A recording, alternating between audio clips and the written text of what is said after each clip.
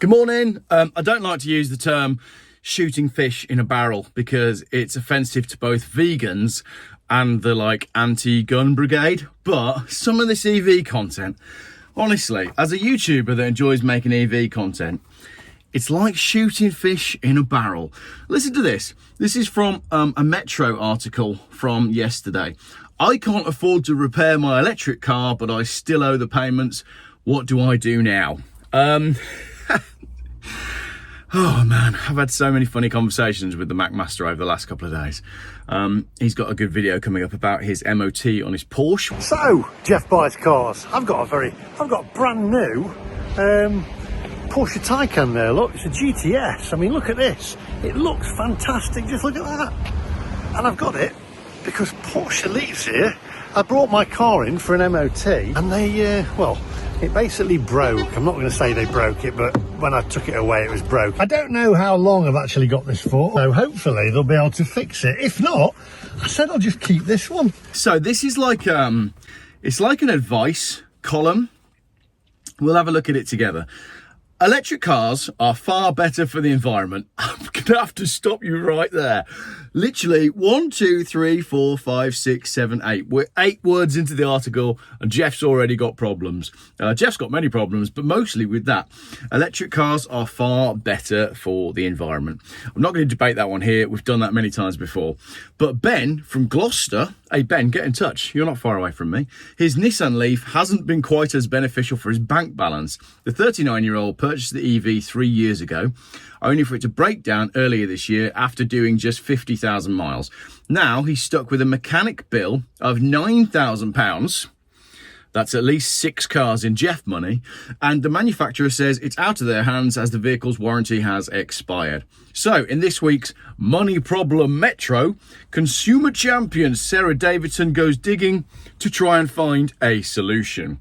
The problem: 3 years ago, I bought a second-hand Nissan Leaf, believing that going electric would save me hundreds of pounds a year on fuel and I'd be doing my bit for the planet. Should have gone on YouTube and watched either Geoff Buys Cars or the Mac Master or EV Carnage, any of them really. I bought it on a personal contract purchase plan with monthly payments of £380, which I've reduced by overpayment to £186 a month. There's now £9,241 owing on the car, and the agreement ends in April 2026, at which time there's an optional balloon payment of around £7,500. So, as it stands at the time of writing, he still owes more than £16,000 on the car. So he must have bought it new. 16 grand on a car. I'm looking for a car on a 55 plate at the moment for a number plate that I've bought that will be revealed in due course. And I was having a quick look on Facebook Marketplace this morning while I had my cup of tea. There's so many good cars available for like 1,500 quid to £2,000. I'll tell you what I really want: a Renault Laguna Coupe, a DCI. So that could be an option as well. I've been looking at Mondeo Estates, and there's also a very hot 310 horsepower Saab 9.5 Aero that I'm looking at. But it's in the £750 tax bracket, so that might not be a goer. He says, I've made sure it's serviced on schedule all the time I've had it by the main Nissan dealer in Gloucester. In July, it began making a whirring noise, like a whisk, an electric whisk, and all the dashboard warning lights started flashing. Having taken it to an independent garage, I've been told the drive unit has failed and needs to be replaced, which will cost up to £9,000. The car's done 50,000 miles, which is pretty low, and I'm a careful driver. Still, it's gone down in value very fast and is currently worth around 6 grand. So he owes £16,000 on a car that doesn't work and is only worth 6 if it's working. Cool. I don't have £9,000 to spend fixing a car worth less than that. I can't give the car back to the finance company for another 8 months. And in the meantime, I can't drive anywhere. I have to be able to drive for work. A friend suggested I contact Nissan customer service to see if they'd make a goodwill contribution towards fixing it, even though it's out of warranty. I'm now facing serious financial hardship, but they said there's nothing they can do. It's completely unacceptable that Nissan are seemingly happy that their flagship EV has failed after just 50,000 miles. It is 160,000 miles off what the estimated lifespan should be, according to Vehicle Score. Morally, He feels this shouldn't be happening, but what can I do? He writes, if you would like to buy a car from me, I have a Renault Megane convertible. It's a lovely little thing. It's much better than a Nissan Leaf. And the price of that would only be 3 figures, not £16,000 like you're saying. But what I'm trying to say is there's so many options available. If you're just willing to risk an older car, the world is your oyster. The advice. You've bought a sensible, well-reviewed family car with the expectation that it'll see you through for a good few years without having to spend a fortune on it. So it pains me to say you don't have a lot of options. You're on personal contract purchase finance, PCP, which allows you to terminate the finance agreement early and give the car back, although there are conditions. You must have paid off at least half the amount you borrowed to pay for the car, including the monthly payments and the balloon payment. Wow, okay. And the car needs to be in good working order, so you're shit out of luck there. For you, Ben, this isn't going to work. Currently, the car's undrivable, and I don't think he's paid the half anyway. She says, I contacted Nissan on your behalf and put the problem to them, and a spokesman said, this is a 7-year-old car that is out of warranty, has not been taken to a Nissan dealer, and we are unclear on its service history. We would encourage the customer to take the car to the nearest authorised Nissan dealership to be checked by Nissan technicians who can advise on the next steps. So she thinks, well, that's fair. And then she speaks to Nissan in Gloucester to get a rough quote for the diagnostics. First, there's no appointment available for 4 weeks. That's almost as bad as an NHS dentist. It's nowhere near as bad as an NHS dentist. Secondly, the chap in repairs told me the diagnostic needs to be carried out by an EV specialist at £162 an hour plus VAT, with the test taking anything between 2 and 4 hours.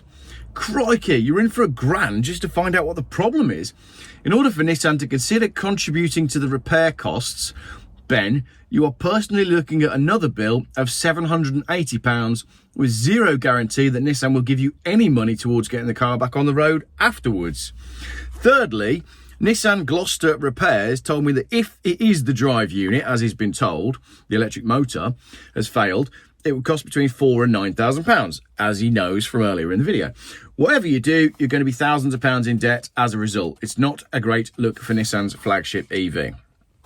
In another twist to the tale, Nissan got in touch with Ben directly after the reporter had spoken to them, and he received a letter saying that you'd been selected for a considerable financial support package to upgrade to a brand new Nissan or approved used model at a significantly reduced price.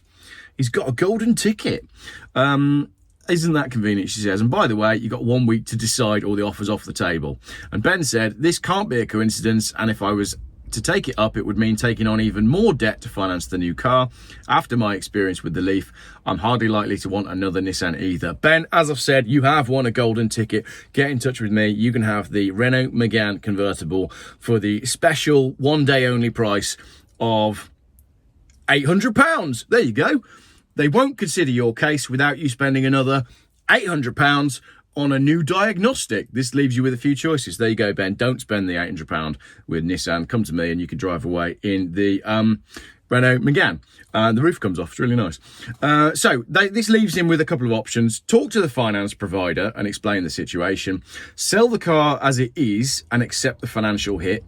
But that being said, if he still owes £16,000, she's suggesting scrap car comparison, We Buy Any Car, Cash for Cars, Car Salvage Group. So he's going to end up with 1,500 quid for that car.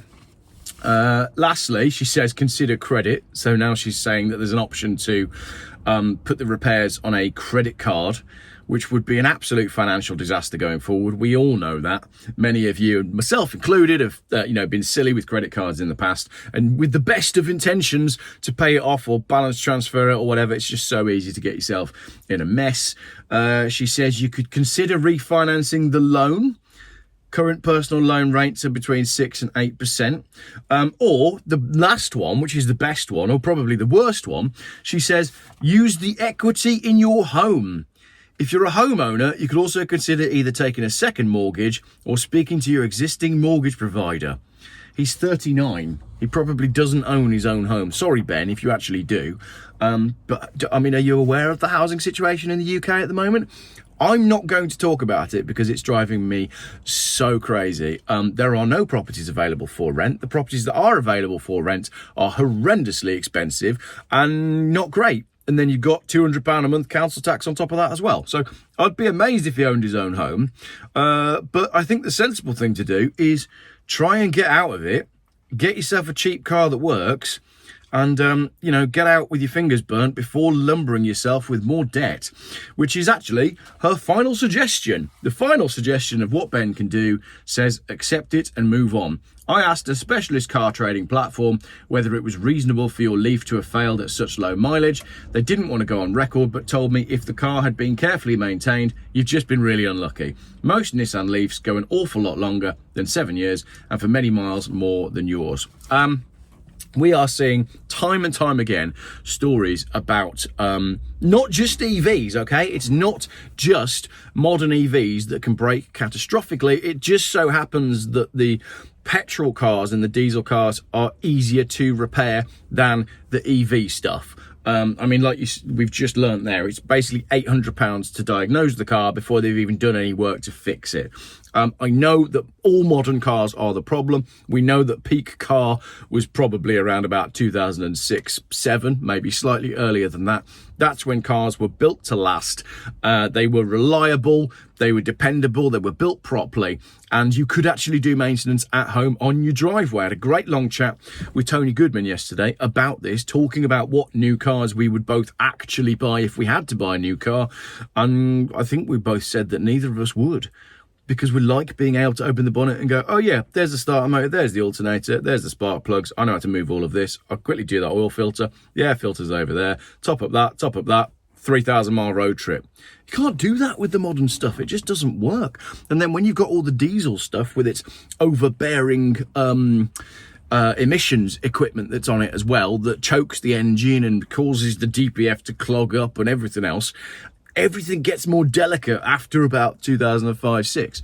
So there we go. That is today's video. We've shot some fish in a barrel. And later this evening, I've got a really fun video going out. It is going to be 7 p.m. tonight, going for a drive in a Volvo T5 to go and see a Citroen C3. Now, the Citroen C3 is the one that I mentioned last week where I sent Ron into the middle of Birmingham with his truck. And it's the only time I've heard Ron get flustered. He very nearly snatched the money back off the guys and left without the car, but he did get the car to me. It was bought from Birmingham, blind, from the usual suspects, and guess what? Despite the fact that I was promised that that car's all good, it's an absolute heap of crap. But, Ben, if you're watching, it works. And if you want that one, you can have it for 300 quid. It's got an MOT, it does drive, it's not going to last forever, but it's going to last longer than your car did. Thanks very much for watching.